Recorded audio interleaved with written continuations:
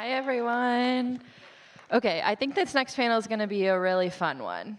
Overcompensating is an ensemble comedy that follows Benny, a closeted former football player and homecoming king, as he tries to navigate college life. It is deeply hilarious, and I'm very excited to chat about it with you, and I have some special guests to do so. Please help me welcome showrunner and executive producer Scott King, creator, executive producer, writer, and star Benito Skinner, and star Wally Barham.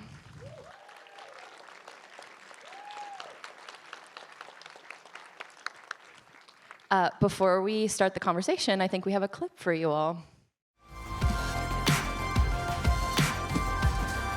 Welcome, freshman group 7. I'm Kevin, and I'm your new student orientation leader. And I am co-leader Courtney. And that's Michelle. You might recognize us from the school's diversity brochure, diversity website, and diversity in action panel. And this is the extent of that diversity. Okay, Michelle, let's not be a downer. This school doesn't have any ramps. Hey, Courtney, Yeah? show us how you NSO. Show us how you NSO. My hands are high, my hands are low, and this is how I NSO. Oh, what? Who? What? Now, everyone Okay. stand up. Show us how you NSO. Come on, guys, we can do it. We can do All right, it. her hands are high, her hands are low, and this is how she NSOs.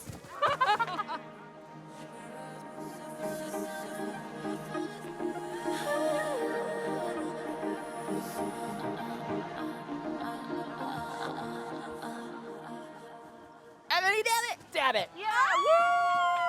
Okay, good dab. Nice, Good dab. That was so fun. Welcome to college, where you can have a fresh start. And you can be whoever you want to be here. Can you? Okay, let's tell the person next to you who we want to be here. Me? I want to be a TEDx speaker. I want to be a DJ. I'm Amanda Knox's cousin. Is that who you want to be, or just who you are? She was innocent. It was a fucking witch hunt. Really, it was an Italian detective. Who do you want to be? Are you kidding me?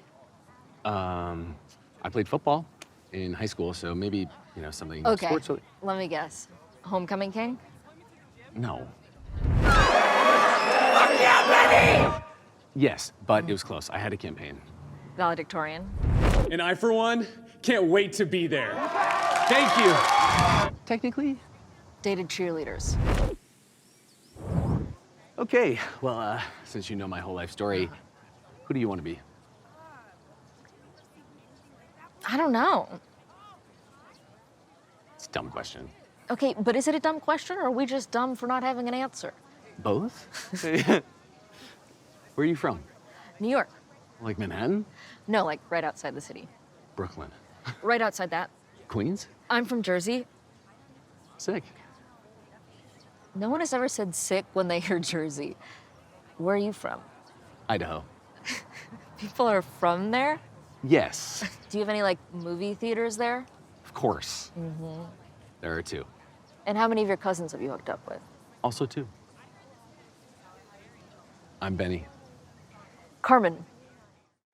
Benny, I want to start with you. Can you tell me a little bit about the inspiration for the series? I know it's loosely inspired by your own experience. Yeah, I was really interested in kind of exploring this relationship between gay men and women, I think, and how I feel like women have saved my life. and then once I kind of thought about that idea and my story of being in the closet and going to college and finally meeting this woman that I couldn't do this performance in front of, I think the story just immediately like unfolded. But I was inspired by my life, but then once you kind of get into it, you're like, oh no, it's more fun to create these characters and to write Carmen so that a brilliant actor and writer, Wally, can take them and take it to beyond anything you could have in your head. But yeah, that was kind of like the starting thought, and I had toured a stand-up show called Overcompensating about these experiences and being in the closet and doing so much to stay in it. And yeah, that was kind of the initial little bit, but I think it is that core relationship between gay men and women that really inspired me, because I think it can be funny, but it also I feel like it saved my life and really changed my life. Yeah. Yeah, we can clap. Stop! No, don't even. Don't even. Scott, can you tell me a little bit about your creative relationship with Benny and how it got started and what inspired you to, show run the series? Well, we met on a Zoom. That was really one of the most fun Zooms of my life. I was very intimidated, sort of thinking, this is a show about college. I am 187 years old. I look 190. But we just started talking, and we just had such a similar sense of humor. And the more we spoke, it's like the college experiences were very different. It was a very different time. Back when I went, you didn't say gay. It was so different. But the more we spoke, there was this real commonality between what it is to overcompensate. And so I just felt like, oh, I get this. And then the more the world was expanding and we were having the whole campus, every faculty member, anyone that worked there, everyone was overcompensating in different ways. It just exploded into just so much fun, and this has just been the most fun time I've had. And I also just have to acknowledge, this is the first time we have seen anything with anyone that was not in the editing room with us, so thank you. During thank that you clip, for I'm watching. just like, yeah, no, Yes. this is fun. Benny and Wally, can you talk about developing your own friendship? Because the friendship between Benny and Carmen is so central to the show, how did you develop that off screen to make the chemistry work on screen? Well, I feel like, I initially found the project when we met, because I also wrote on Overcompensating. And when I saw the project, I was like, oh my gosh, this character is so me, this frizzy-haired, awkward girl. I'm from New Jersey, holy cow. And then, New Jersey, one guy. And then we wrote the show over Zoom, so I didn't know you super well, but I was familiar with you creatively. But then when I stopped working on the show, and then you were like, audition, I was like, okay, yeah, sure. And then we first met in a second read-through type of thing, second audition. Low pressure. Really, yeah, really chill. And then I felt this immediate chemistry with you that I feel like it didn't even slow build. It was just like, oh, here we are, here we're going. And I feel like it mirrored so much eventually of what I felt in the show, where, no one's ever let me act before. And no one's ever seen that in me. And I think in the show, at least my character, you're this character that really sees Carmen, and you're the only one who sees her, and perhaps in the show vice versa. And I felt that definitely filming this with you, where I was like, even when I didn't believe in myself, you believed in me. I literally completely agree. Yeah, wait, give it up for sorry. I think I'm a witch because I remember on the first Zoom, we met with her for the writer's room, and I was like, okay, well, that's Carmen, so I feel like we're good. I'm like, casting done, that's her. And it was so easy, like Wally's saying, it's like when she walked in the room for our chem read, I was just like, again, that's her. And I think I always knew in my heart, and I love this character so much. She's my favorite part of the show. And I think immediately I could tell that Wally loved her as much as me and Scott love this character. But my favorite scenes to shoot are the really intimate ones with just Wally in her dorm room. Because I think that's the core of the show. It's this friendship and finding one person who makes you feel like you don't have to overcompensate as much. Because no matter what, you're going to do it every day. But yeah, with Wally, it really just felt like an old friend. And I felt very lucky every day to go into work, and we would just be laughing, and then we would shoot the scene, and that was it. It just felt so easy, and she had never done it before, and I had never been a lead before, so it just also we learned together and got to explore that together, and yeah, feel very lucky for that. The show also has some fun guest appearances. Charli XCX makes an appearance. Can you talk about, first of all, getting Charli on the show, and also just bringing, such a big name to the show, and how you were going to incorporate that into this college setting, and yeah. So as I said, I'm a witch. And no, I really am. And Scott and I are both Scorpios, so we just know things. I was listening to Pop 2 in like 2020. I wrote this in 2020. And I was like, God, she should do the music for the show. And then I was at a party, and Charli was at a party. It was the first time she's ever been at a party. And yeah, that was our first night out. And I had like 2 margaritas, trashed.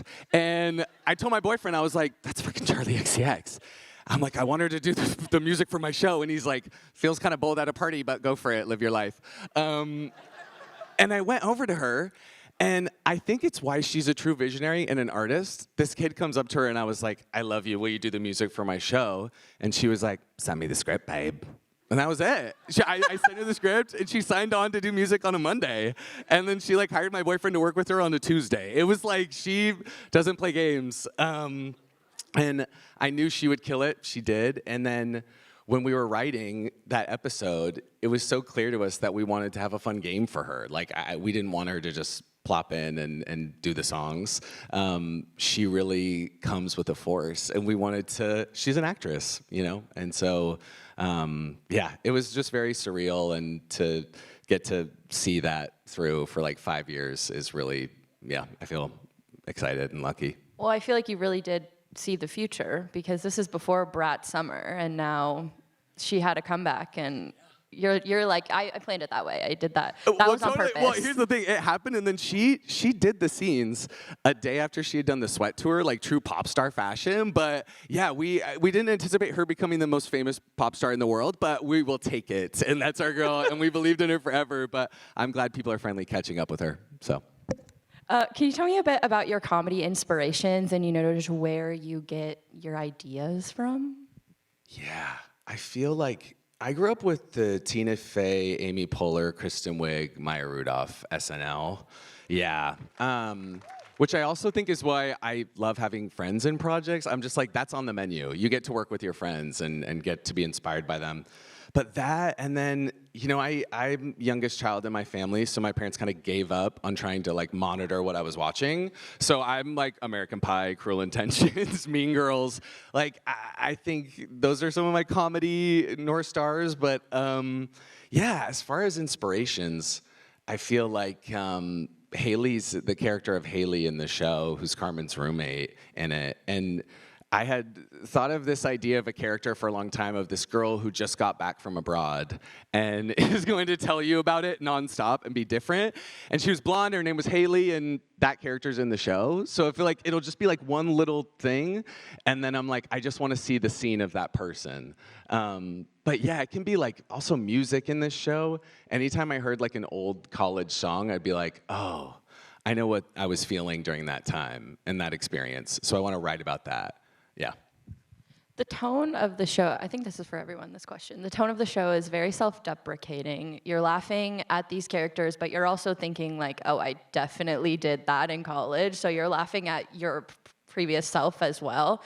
And I'm curious just about you striking that balance and finding that tone and that sense of humor in the show, and how you did so.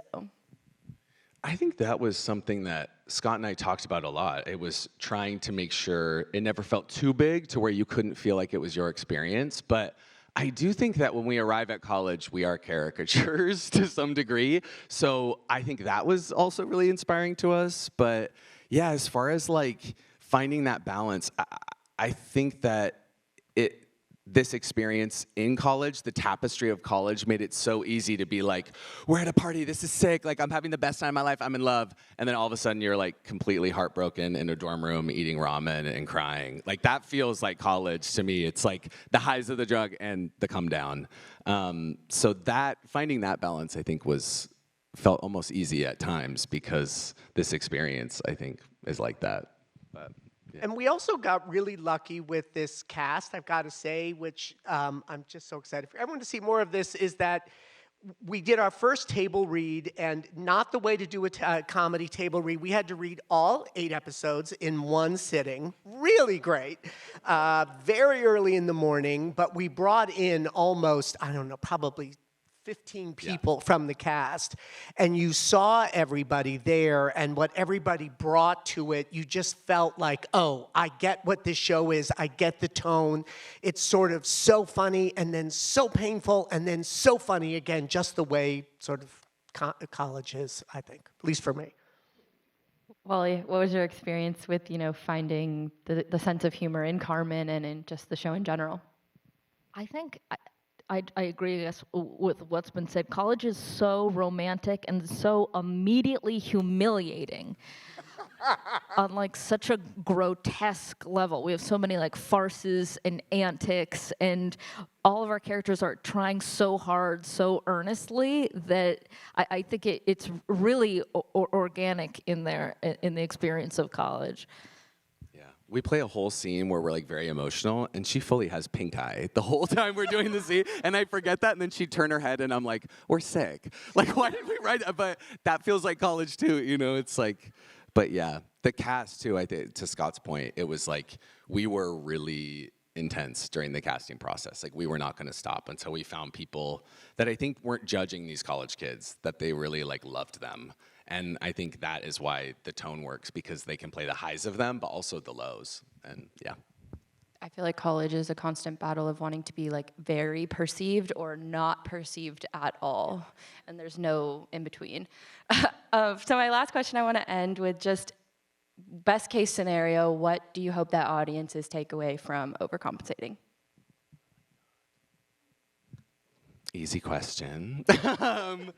I would say I just want people to laugh and see themselves on screen, and maybe not in the character that they thought. I think that's what I get every time. Like, I'm not exactly like Carmen, but I see humanity in myself in that character when I watch the show back. And I think that's what I want from people. It's like, I think that people are not just villainous, or they're not just putting on a show for no reason. I think we all have reasons why we feel unlovable, and not to get too deep. I'm just like, I hope people see themselves in the show and also just fucking laugh. Sorry, it's not illegal. Yeah. No, it's not. Do you have anything to add, Scott? Just simply to add to that, really to laugh. I mean, we just need to laugh and to feel, and it's just the college it's just that thing where every single thing matters so much, and none of it is connected to reality in the most delicious fucking way right now. So that is my hope. A wonderful break with some incredible, incredible actors. On that note, thank you so much for being here.